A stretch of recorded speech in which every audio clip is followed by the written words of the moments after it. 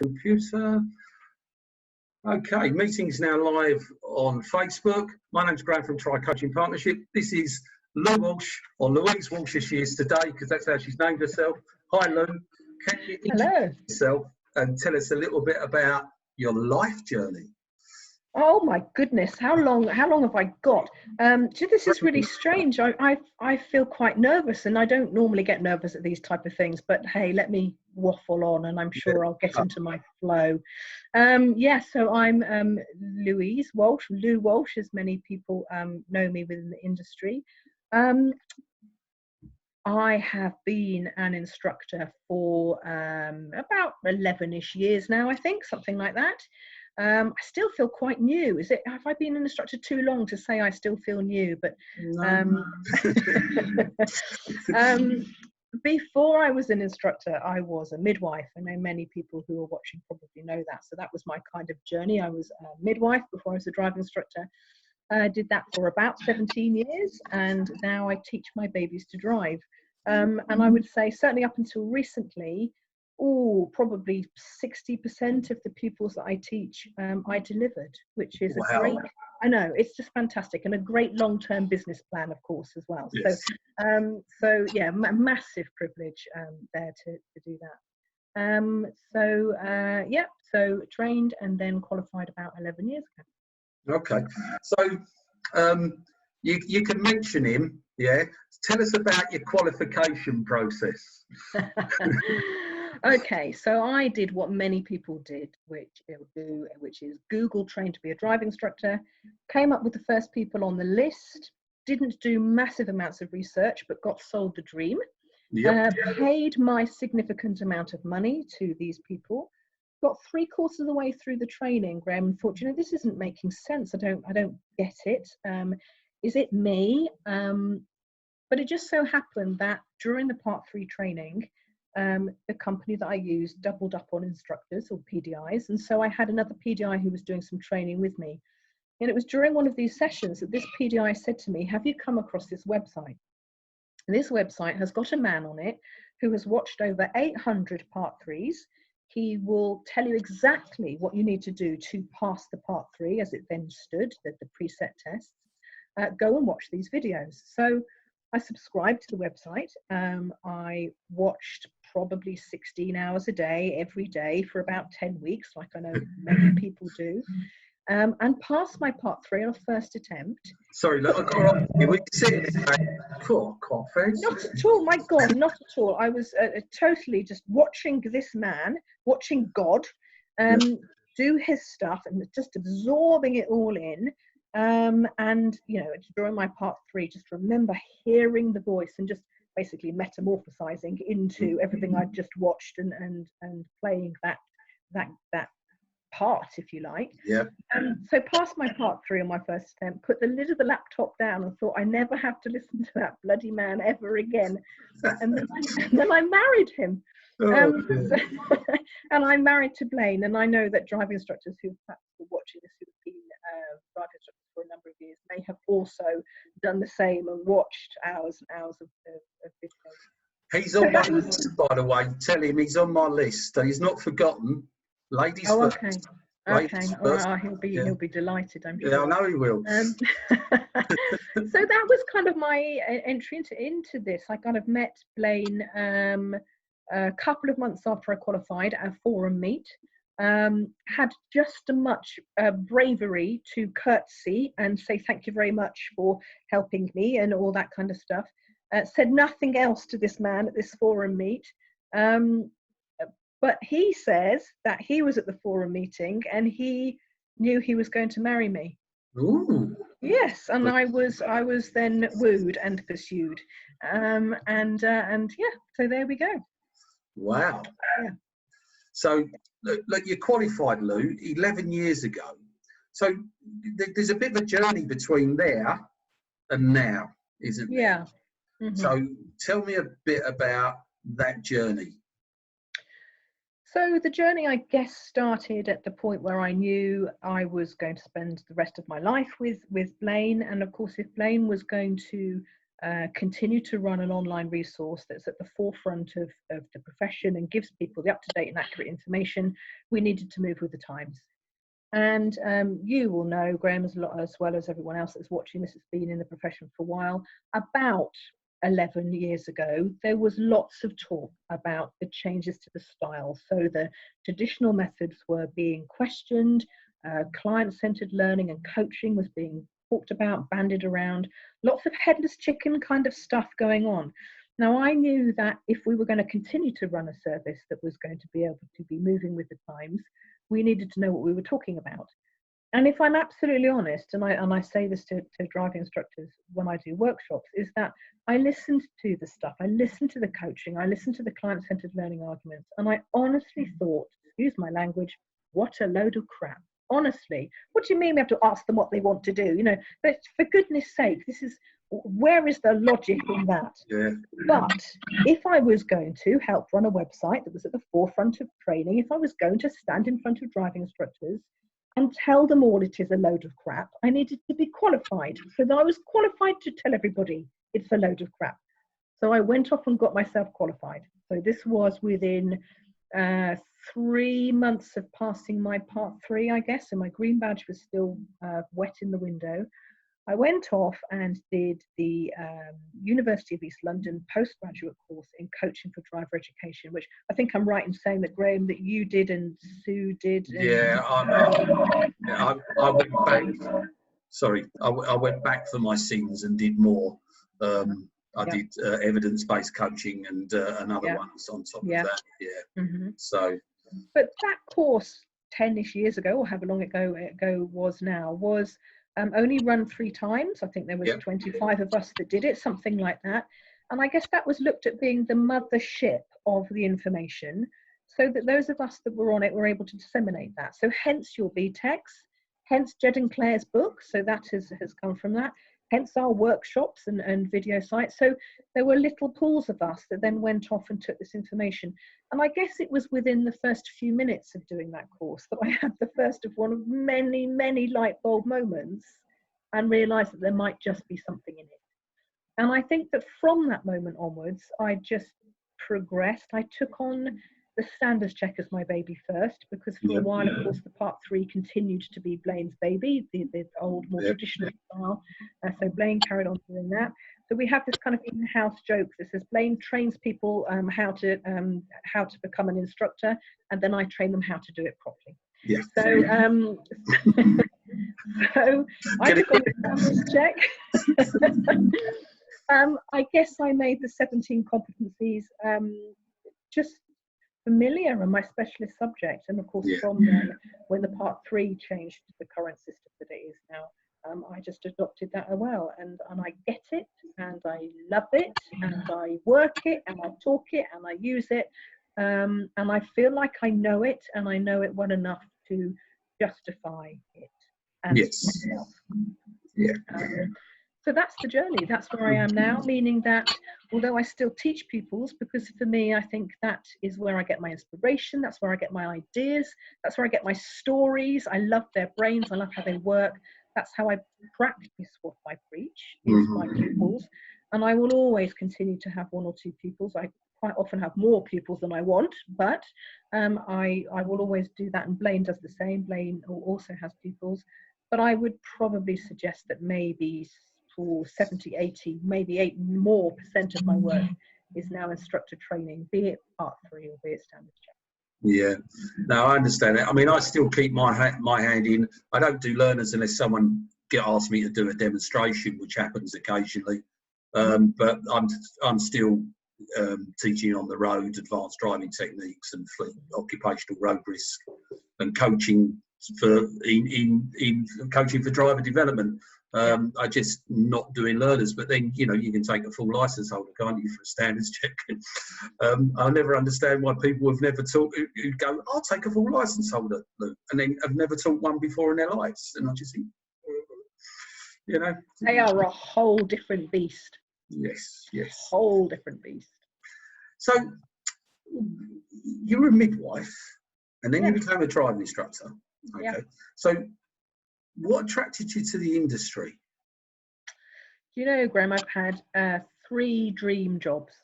One of them was a midwife, one of them was a driving instructor, and the third and final one, and never say never, is a funeral director. Ooh. So I know, absolutely. So I guess I have gone from one extreme to the other. So, you know, deliver them, teach them to drive, bury them at the other end.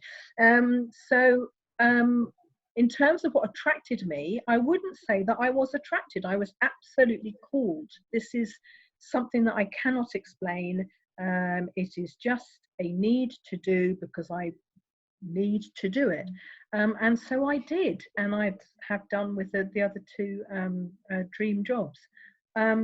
Lots of people do say to me, "What, you know, what are the connections? How can you possibly go from one to the other?" But honestly, Graham, it is exactly the same skills. I use the same skills I do, just slightly different bodily fluids. That's slightly different. Some of the body fluids are the same, but you know, on the whole, that's the only difference. Because it's the people skills, it's the facilitating somebody through a rite of passage and actually learning to drive, or of course, more recently, becoming a drive instructor and so changing a career. Yeah. Is a fundamental part of somebody's life, and to be just a little bit of a catalyst in that is the thing that floats my boat. Yeah, I've got to agree with you, Lou, because you know, coaching for me, you know, even though we do coaching for driver development, it wouldn't matter. I could take what we do and put it anywhere, and it's the same stuff. Mm-hmm. Same meat, different gravy, same communication skills. Everything is the same, just in a different environment, and the environment changes things. And that's the thing. So, you know, you're involved in the growth of coaching. Tell me about how you you know, you use coaching in developing driving instructors now. What do you sort of give them that sends them down the right path, shall we say, of client-centered learning? I think that for those of us that are in that fortunate and privileged position to be able to influence the next generation of instructors, it has to start from being the role model. Mm-hmm. So it has to start from the things that you do, the things that you say, the way that you treat somebody, the rapport that you're building up, your clear knowledge and understanding, being accurate, but not only being accurate, being able to be justified. Because I do think that we're in a whole generation of instructors who get told a lot from a lot of different sources. And one of the things that I will always encourage PDIs to do is ask why. If you hear me say something, get me to justify it, because there's an awful lot of rubbish that is out there. And anybody who is telling you the truth and is using facts and not just has an opinion about something will be able to back up what they're saying and why they're saying it. So I think that for me, that's where I will ground myself, I will root myself, so that what they see, I hope, influences them or inspires them to be just a little bit of, if that makes sense. So, and that's good. It reminds me of a saying that I use: everything is surrounded in fog. And I go, fog? I go, fact, opinion, guess.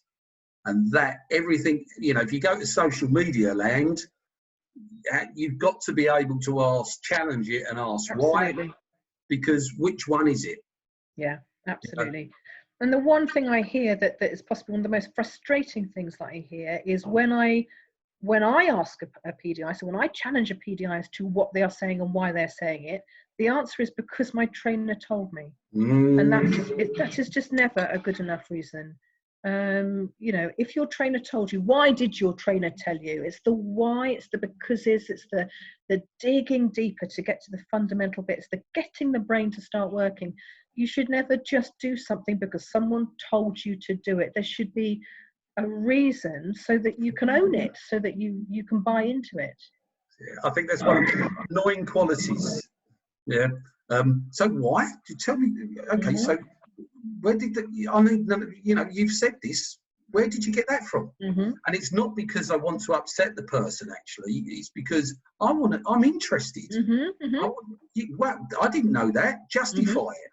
And then, unfortunately, quite often I'm then disappointed because it was actually based on what I call anecdotal evidence, or based on one examiner in one testament, or based on one roundabout that happened 3 years ago that the person's never got over. Yeah, absolutely. So, all right. So, look, I mean, this is a difficult question, and you can answer it two ways actually now, because one in whatever the normal is, and one is what the reality is. What's your daily work-life balance? You can answer it now, or I don't know how else you're going to answer this. Okay, so clearly things have been very different for the last 14 weeks. However, work has continued to bumble along in the background, and I guess has changed in terms of what people's needs have been. So the kind of way that we are supporting people is different. The numbers of people that we're supporting is very different, and they have very different needs to how they were. And I think that actually it's almost in the last 24, maybe 48 hours that I've just begun to get snippets of a change in that. The tide is changing. So the questions that I'm being asked, the emails that I'm getting, the phone calls, the texts, the PMs that I'm getting have just started to have a hint of normality about them, because people are now no longer asking the COVID related questions, the isolation related questions, those type of things. They're asking the practical teaching questions. So that is beginning to seep back in as people think about, you know, turning their cars on again and putting their instructor hats back on. So normality for the last 14 weeks has been juggling. Life is juggling anyway, but I have a fairly young family. I have my teenage son's girlfriend chose to lock down with us, so I'm responsible for somebody else's child as well as my own, and that is interesting. I'm responsible for their relationship, so I'm very aware that here are two 19-year-olds living in a little bedroom, in a little bed, and all that kind of stuff, and very much thrown together in quite an adult kind of a way. So I feel responsible for their mental well-being, their relationship, their ability to be apart as well as to have some time together. I'm homeschooling a child with very, very significant special educational needs, and I am not the expert in that. So that has been a massive challenge and an eye-opener, and I don't think that I've succeeded at that whatsoever, but he's alive and he's incredibly happy. So he would be very happy to continue this forever. It's interesting because we hear all this information, Graham, about the psychological, these poor children who are psychologically affected by not going to school.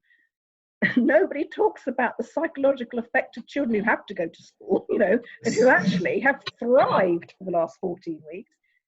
My child does not thrive at school. So there we go. So I've been juggling that. I've been clearly juggling the work, the money, the food. My goodness me, can people eat in this house? Oh gosh, if I have to feed any more people again, it's just constant, absolute constant. I've juggled, I guess, my own emotions, I guess my own relationship. And here I am, I've never seen my husband so much. And actually, in lots of ways, when I look at my diary, between, I think it was possibly the 11th of January and the 22nd of April, I didn't have 7 consecutive days in my own bed within that time. I was going to be away so much, and that was stressing me out. That was, you know, very, very aware of my priorities and how I felt about that. But now I've been home, and I've never been home so much, and I think that I've had to think about the relationships within these 4 walls, and to spend a bit of time protecting my own relationship with my own husband, because I kind of remember he's my husband and not just a lodger. You know, he's not just somebody else under the roof that needs feeding. You know, that kind of thing. But you know, we have survived and we are absolutely fine. You haven't killed anyone yet, then? Are you yet? No, not yet. I've come close. And it's been a challenge, but I have to say that on the whole, in lots of ways, I'm incredibly lucky. I'm so incredibly lucky to live where I live, have the family that I have, to have the job that I have the relationships that I have, and to be mentally able to cope. Yes, I've had some challenges, but I am incredibly fortunate, and I will always be kind of grateful for that. But in lots of ways, lockdown has saved me. Mm-hmm. You know, it has saved me, because when I do look at what I was doing, it wasn't healthy. So in terms of the work-life balance, I probably wasn't getting that right. And although I absolutely love what I do, and in lots of ways I can't wait to go back to do that, because I do really, really love it. And I love my instructor work. I love being away. I love my workshops. I get massive amounts of satisfaction from that. So it doesn't feel like a job. But when people say to me, my God, you know, how do you look like you keep everything going? Then, I mean, actually, the answer is I neglect things. And, you know, I neglect my family. I neglect my health. I neglect my armpits. You know, all that kind of stuff. Too much. But you know what I mean? It's just it's the whole public face, I think. And I'm going to be honest on this interview, because I know that people respect a bit of honesty. I don't necessarily think that I have got it right. Whether, I don't know. If you came back to me in 2 months' time, whether I'll be back where I was, I don't know. But we'll see. I understand that journey. I mean, I made, you know, I probably was doing the on the road stuff before you. I spent 2 years on the road. Yeah. I made the decision. I knew what I was doing, but I also made the decision that I was not going to do it forever, Lou. It's not healthy. But then saying that, living in a house on my own, because my partner's in 70 miles away, wasn't healthy for me either. No, I absolutely am sure. You know, for next door neighbour's cat has saved me. Yeah. So, because she owns me. Yeah. But she's also jealous. She kills any woman who comes into my house. She kills them. So it's fair enough. But anyway, moving on, away from the cat. What's your favourite part? I might know the answer to this, but I want you to tell everyone. What's your favourite part of being a driving instructor? I think that it's not the classic that people think. It's not the moments of passing. It's not the it's not just the good aspects. I think it's the being part of somebody's journey, be that a PDI, be that an ADI who's on a final attempt at a standards check, although gosh, the pressure is immense in that situation, be it the learner. Don't get me wrong, you know, the pupils that I might have for 4 years and then pass a driving test, there is nothing better than that. The lessons that you count in years rather than you count in hours, you know, when they finish, they are incredibly powerful to be part of. But I think it's the general journey. I think for me, the thing that I love the most is are people's brains. I just love working with the people that I work with, and how I am stimulated by them.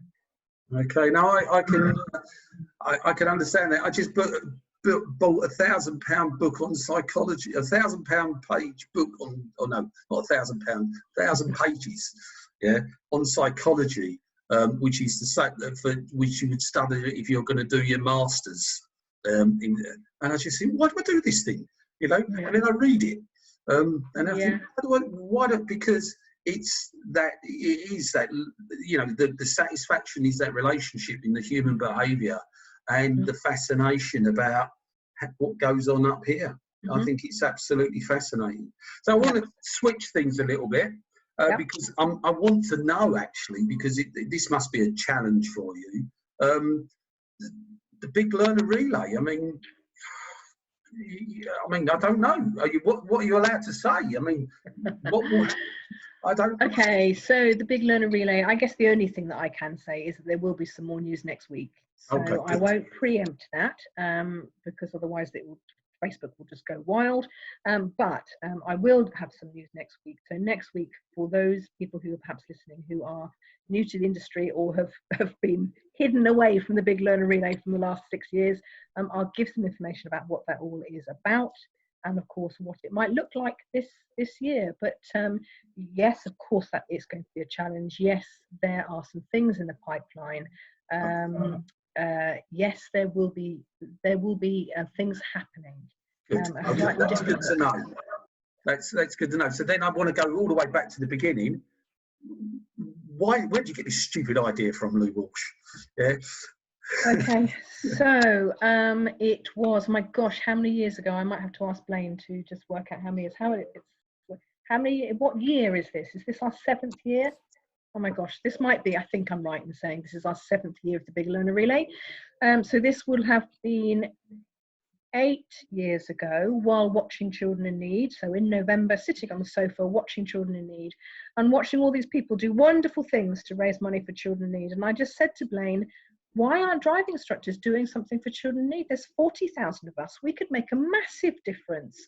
Why don't we relay a top box from one driving lesson to another driving lesson around the country?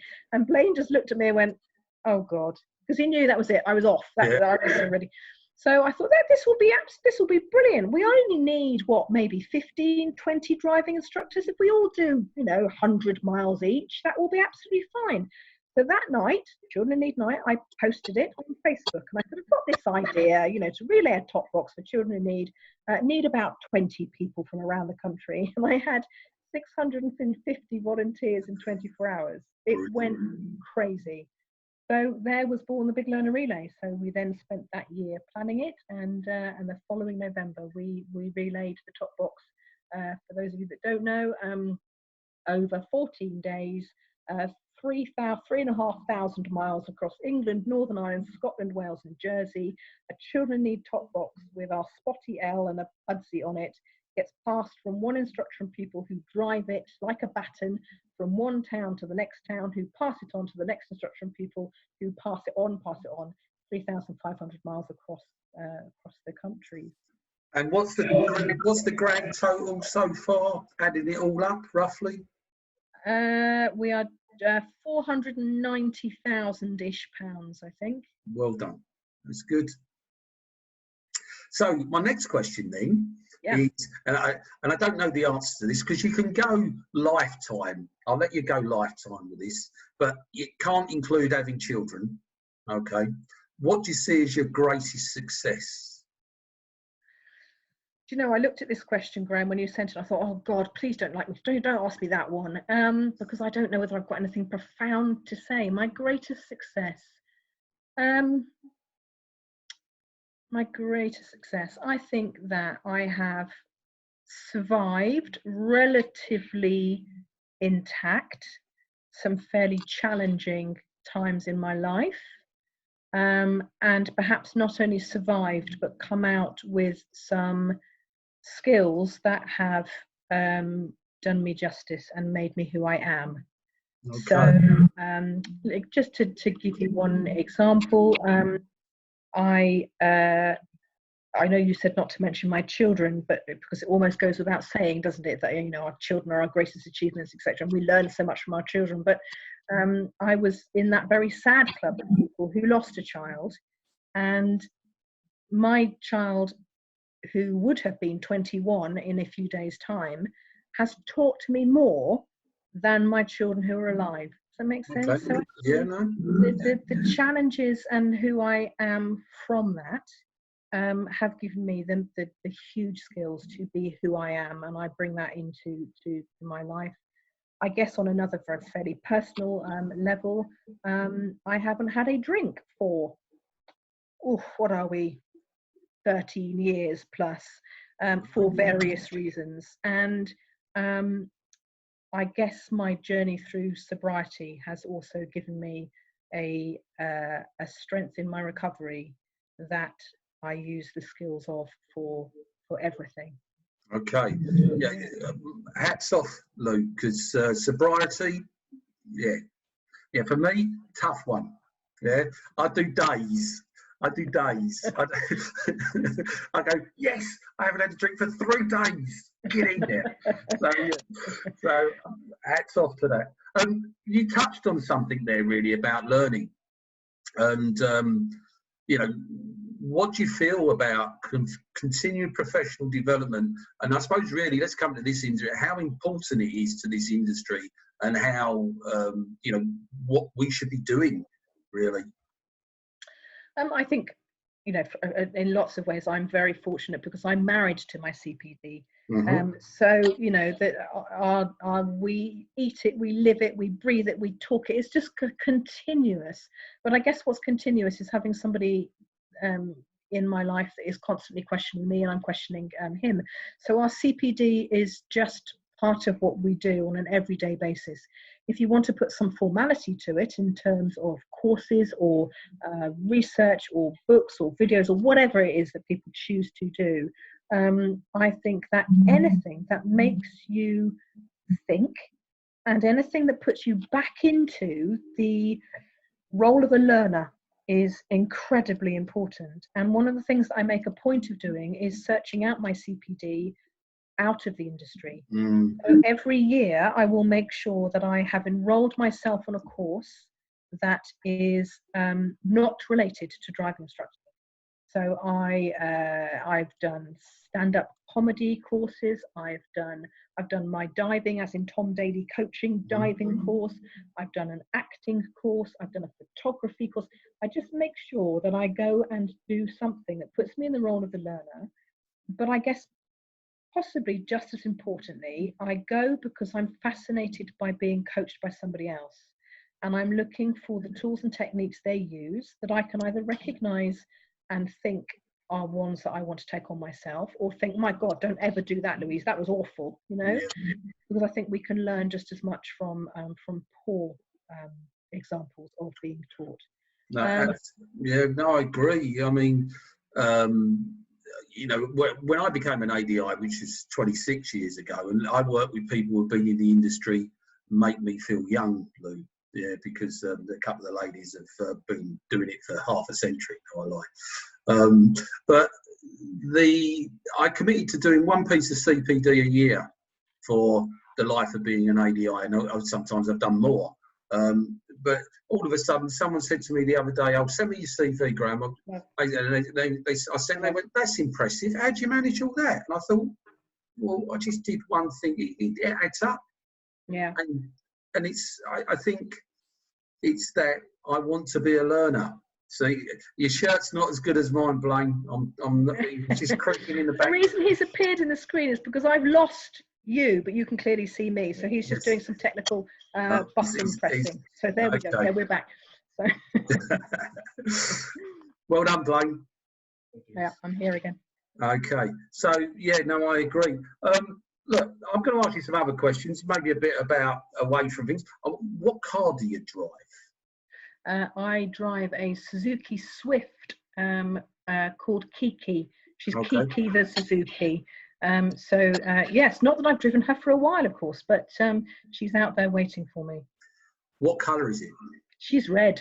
Red, okay. Absolutely. Okay, cool. So I suppose, what inspires you, Lou? I mean, you've touched on this, but what is the drive? What's the inspiration? Is there someone, or is it something? I think when it comes to someone, my inspiration is anybody who gets in my car for whatever role it is. They are the thing that I learn. They're my CPD in a way. So I'm inspired by the people who trust me enough to think that I've got something that they can gain from. I think that's massively inspirational. Yeah, that will do. That will do. Okay, all right. Now, I feel guilty asking you this question, but I'm still going to ask it because I can. But so, if you could be anywhere in the world right now, I know it's a bastard question. I apologise. Yeah, where would you be? Okay, it's good. I don't know whether I can tell you the truth, but I've been fairly truthful for the last half an hour, so maybe I should. Firstly, I'm very fortunate to travel around the country because I go on every single mile of that big learner relay, and I see the most incredible places, only for 15 minutes, of course, but the most incredible places, beautiful places, unique places, but I am so grateful to live where I live. We live in the most stunning place, and I don't want to be anywhere else in the world. So I am very, very grateful for where I live. It's lovely and unique in its own right. In terms of my favourite place in the world, at the end of the day, when I get into bed with my husband, it is my favourite place in the world. I don't want to be anywhere else than in bed with my husband. I just see him leave the room on that statement.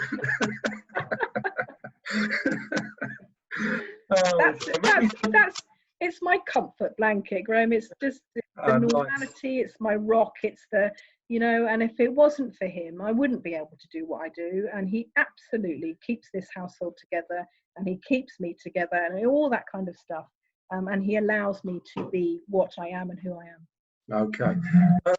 Right. This question actually is the big one. It's the one that some people have failed miserably at, unfortunately. But I have to ask it. The answer doesn't have to be too long.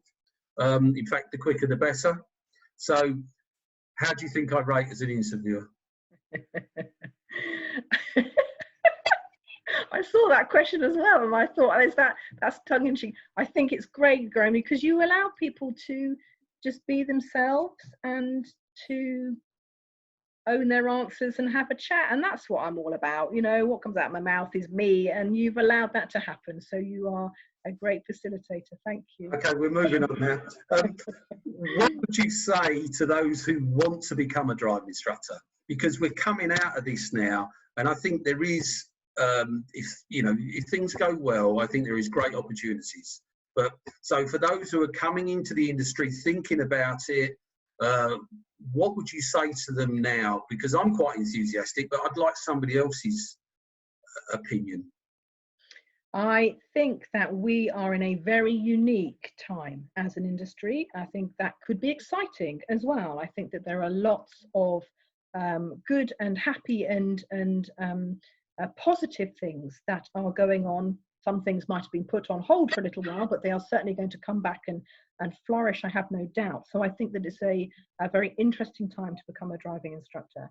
I think that if I was to give advice, and I guess this advice is to both people thinking about becoming a driving instructor, newly qualified driving instructors, and instructors who have been instructors for ages, I come back to the same advice again and again, and that's two things. I only have two things to say to everybody. One, surround yourself with fellow instructors who inspire you, make you think, offer intelligent debate, and on-road support and friendship. Two, be one of those instructors. Yeah, good advice. Simple as that. Simple. I've just got an alarm going off, Graham, because I have my own Zoom that I need to get onto in the next 5 minutes with lots of PDIs waiting for me. Okay, we won't be long. Okay, we're not going to be long. Okay, go for it. Right, two questions then. Okay. What are your lifelong dreams? Ask me the second question, and I'll think about the first one. Okay, well, what message, are you going to give to driving instructors right now? And I think you've given it in some way, but that message, if you want to repeat it, because I love the message, Lou, and then I can conclude the interview. Okay. My one message to driving instructors now, today, enjoy your weekend. Good answer. That's welcome back to hell. Yeah. Enjoy your weekend. and your lifelong dream is to go to bed with Blaine. Yeah, I'll answer the question for you. Again. All right, I'm just going to stop the live stream. Look, thank you, Lou. It's been a pleasure. Oh, you're very welcome. You're very welcome. So that's just stopping now. I'm just going to pause the recording.